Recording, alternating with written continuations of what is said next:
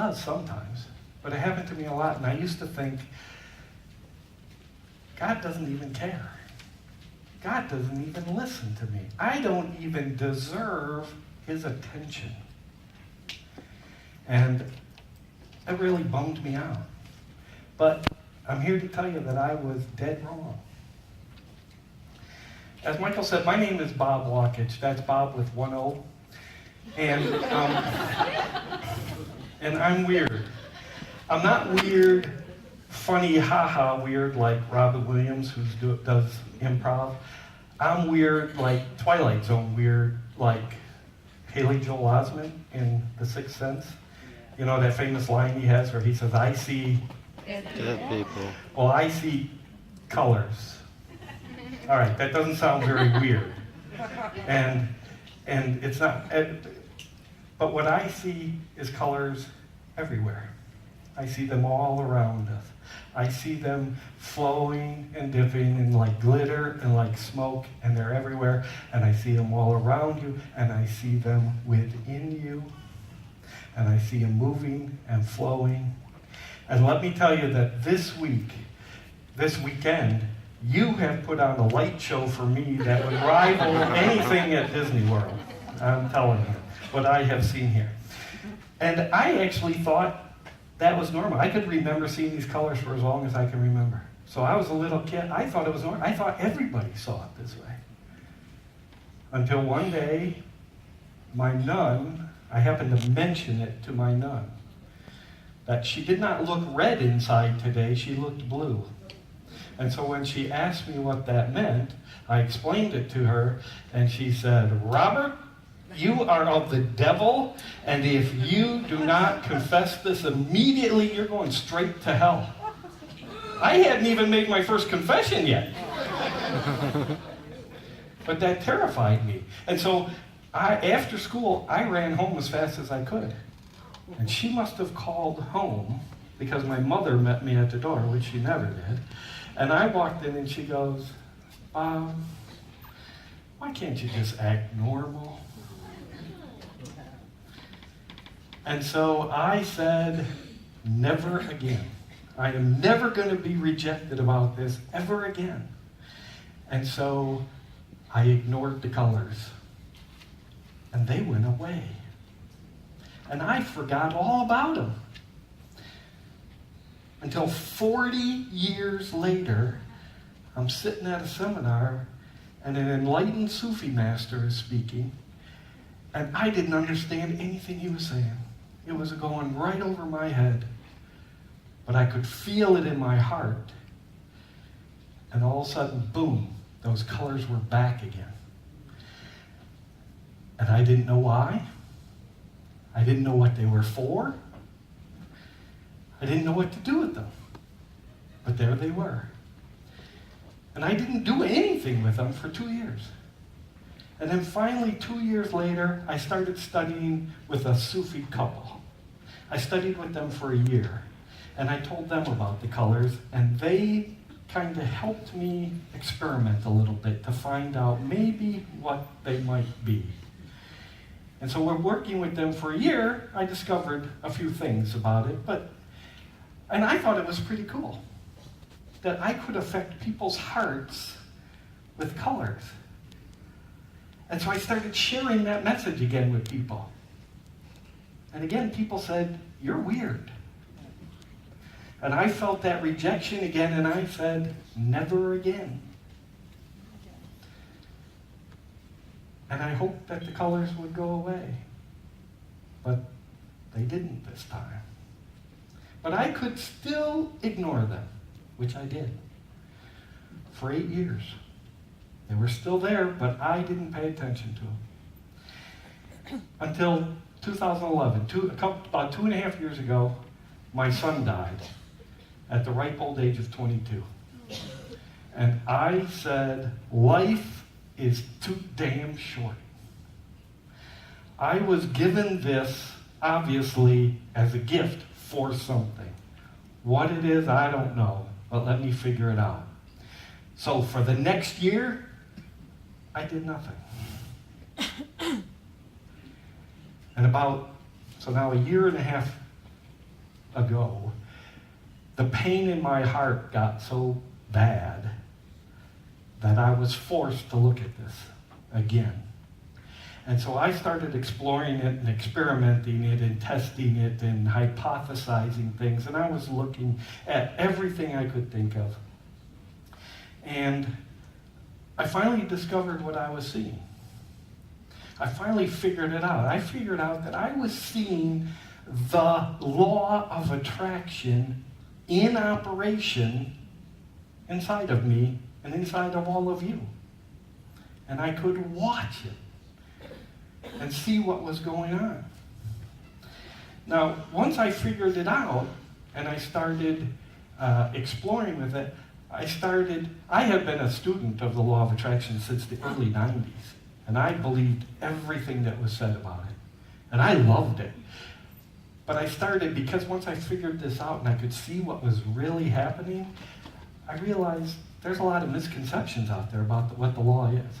And when you fill out that little form, you're going to get an ebook that I wrote, and it's got a lot of the misconceptions in there about the law of attraction and what's really happening.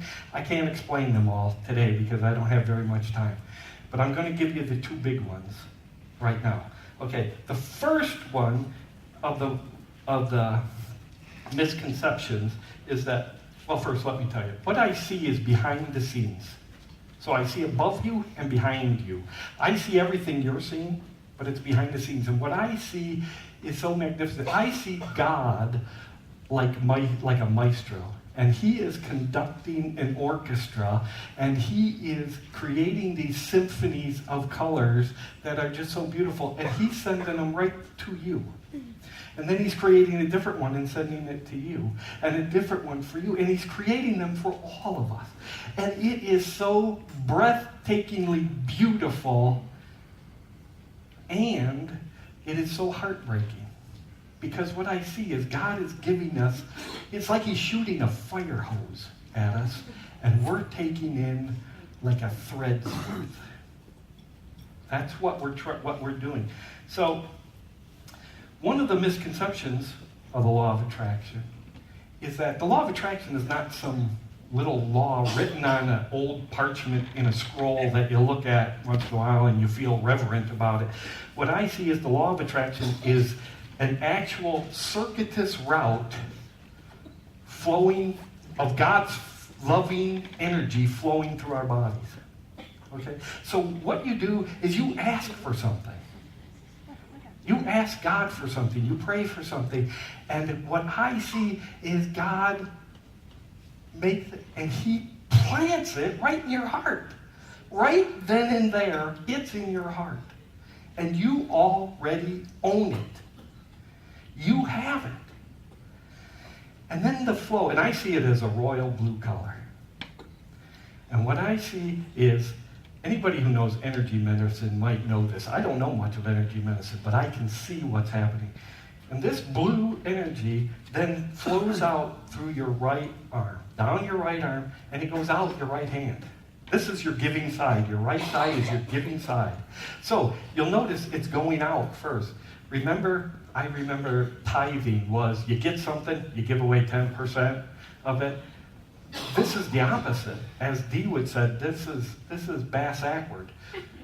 You give it first. You have it, now you give it first.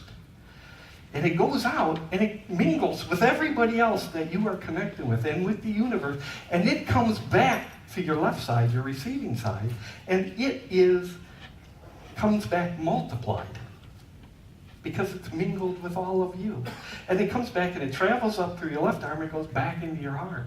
And then it goes back out again. And it just keeps going around and around and around. And that sounds great, doesn't it? And that's what I see in all of you. So then why don't we all have what we want? It's because of something called limiting beliefs. And the limiting beliefs are the blockages that we put up stopping this flow. And one of the misconceptions is, and you've heard it all here, and I don't want to say that any of the speakers here don't know what they're talking about, because I believe it's all perfect. It's just that what I see is something a little differently. Your limiting beliefs are not bad. They are not to be cleaned or cleared or gotten rid of or eliminated or crushed or destroyed or stomped on or exploded. Let me explain it this way. Your limiting beliefs.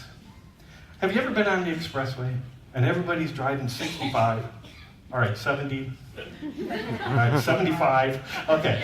And everybody's going, and all of a sudden, there's a slowpoke in the right-hand lane. And everybody's got to slam on their brakes and try and get around them. And it disrupts the flow. Okay? And then not only are they slowing down, but they got to move over here, which slows these people down. And it just causes a disruption. And then what happens when you get two slowpokes right next to each other? And you've got everybody trying to get into another lane, just one lane. And it really just causes a disruption.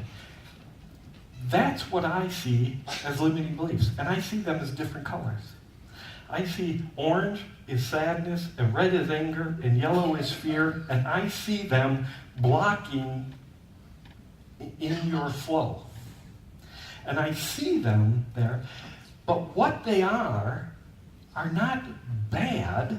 All it is the exact same blue energy that's flowing through, just vibrating at a slower rate because of the sadness or the anger or the fear. And that's what it is. So you don't need to get rid of that block. You need to accept it. You need to acknowledge it and accept it for what it is and give it what it needs. And as you give it what it needs, it starts speeding up again. And as it speeds up, it turns back into that royal blue energy. So you don't need to get rid of your limiting beliefs. You just need to love them. What I see is 4 colors of transformation. One is white, which is peace. One is green, which is mercy. One is purple, which is truth. And one is a darker blue than the royal blue, which is love. And I see, so I look at you and I see a blockage. And what goes from me, from my heart, is the color that it needs. White, purple, green, or blue. And I just say a prayer with that in mind. If it needs peace, I say a prayer of peace. And eventually it speeds up and turns back in, and the block is gone. And if you can get those blocks changed, you get what you want. It's just that we don't do that. We don't accept them. We see them as bad, and so we say, forget it. I don't want to do, I want to get rid of those. And as you know, that what you resist persists. So you need to love it or give it peace. Unfortunately, at this point in my life, I don't know how to teach people to see these colors. I wish I could, because then you could see your own blocks and you could see exactly what color you needed. Do you need peace? Give it peace. I do that. And what happens is I don't even need to ask anymore. I used to have to ask what color is needed. I don't even have to ask. When I look at somebody, as soon as I look, that color goes to their heart, to their first block. And usually there's a block right. So here's the blue energy. The first block is right there on the right side of that heart, already diluting the energy going to go through. And so that is what happens. And if nothing else, you just acknowledged them and accepted them and sent love to them. Even if love isn't what, if it needed peace, but you gave it love, that is not going to hurt it. Ho'oponopono, I love it, but each of those 4 phrases is a different color that goes. And so when you say, I'm sorry, please forgive me, thank you, I love you, it's 4 different colors going right after the other and then back again. And I love ho'oponopono, but I don't see it happening very quickly because it's not giving enough of the certain color to have any effect. It's like a gentle scrubbing instead of really making it go. So, I would suggest that if you do Ho'oponopono, let's say you're going to do it for 5 minutes, say, please forgive me, please forgive me, please forgive me for 5 minutes, and let that color go to it. Then the next phrase, then the next phrase, and it would really help. Now, I would like to do a little demonstration here. Where is Karma? Karma, come on up here. I talked to Karma at lunchtime, and this was perfect. Remember Dee had the little red dot over here? I'm sorry. Okay, and remember how she taught you how to drop down to your heart and say, okay, what I would like is for everybody to stand up 1 second here. Okay, when I talked to Karma earlier, I was looking at her, I asked her to think about something that she wanted. I don't know what it is. I can't read your mind, so I don't know what it is that you are all wanting. I can just see that God has given it to you and that you're blocking it in different places. So I saw for Karma, right on the right side of her heart was a blockage of sadness, and what she needed was love. Okay? So what I would like everybody here for 30 seconds is to send Karma love. Just think, I love you.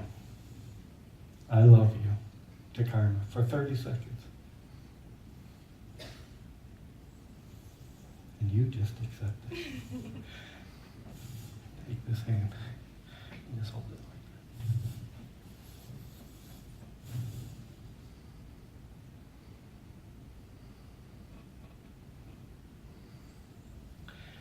like that. Okay. Could you feel anything? Yes, you could. Okay. Now, here's what I'm going to do, though. I'm going to ask you to now, instead of thinking it, drop it. Drop that thought to your heart so that you are saying to yourself, I love you. To yourself, down to your heart, I love you. And then open your heart and send I love you to Karma. And everybody, if you would just take your left hand and hold it out like this, and your right hand kind of like this.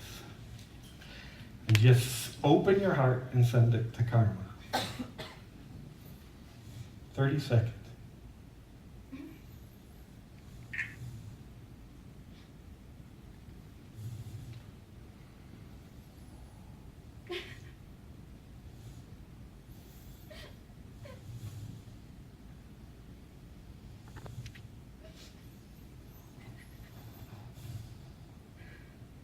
Thank you.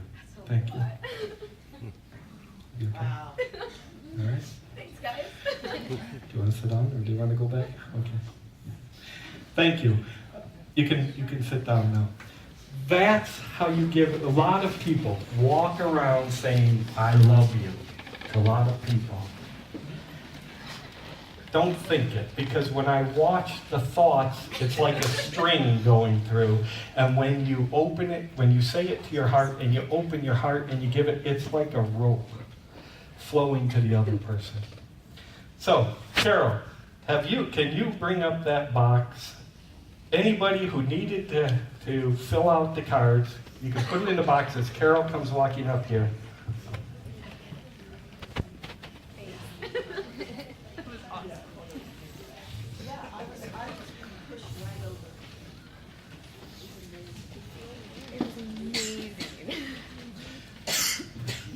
So when Carol gets up here, actually, what's your name? Janice? Would you come up here, please? Janice from New Zealand. I'm going to have Janice pick 2 names out of there. And I will contact the 2 people that I have, and I'm going to set up a phone consultation with you to go through this, that I will help to send help that person figure out something that they want and transform the blocks, all right? So we're going to do 2 of those.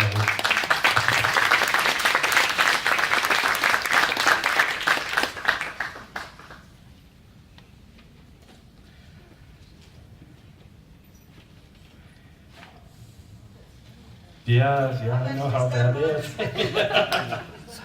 So, And I would like, before we do this, I would just love to thank not only Joe, but Suzanne, who has helped me so much. Like I said, I was an unknown. The reason I'm up here is because I used the law of attraction to get up here. Huh? I got 3 points. Okay. So we're going to have Janice here pick 2 names, and then we will send it back. I don't want to hold it so high. Okay, here's the first one. Go ahead. You can pick the other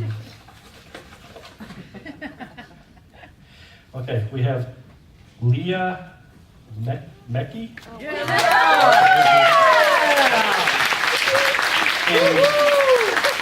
And Cindy Cook. Cindy Cook. Okay, great.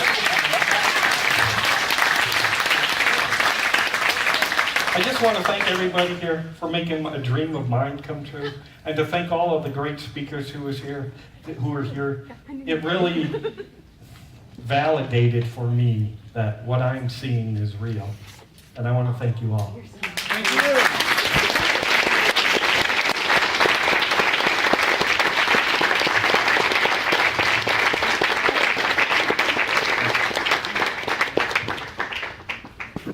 Thank you, Bob.